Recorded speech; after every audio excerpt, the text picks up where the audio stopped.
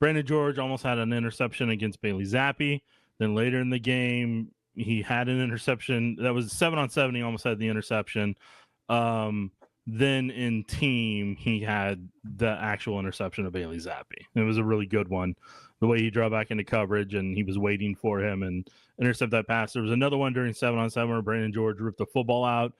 If we had a review, I could replay where we could review it. I could tell if the receiver had enough steps at that point to where it would have been a forced fumble, but at minimum, it was an incomplete pass. So, I mean, there's potentially 3 turnovers there that Brandon George almost had in the day. So that alone kind of stands out because he's built like Leo Chenal, and that's what I want people to understand is like I'm intrigued to see what he looks like whenever they put the pads on, and how he'll look in preseason and in special teams.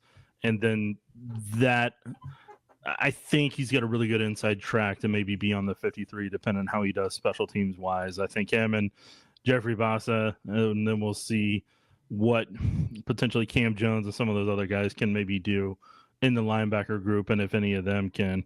But I feel like Brandon George is kind of on the same trajectory that Curtis Jacobs was last year.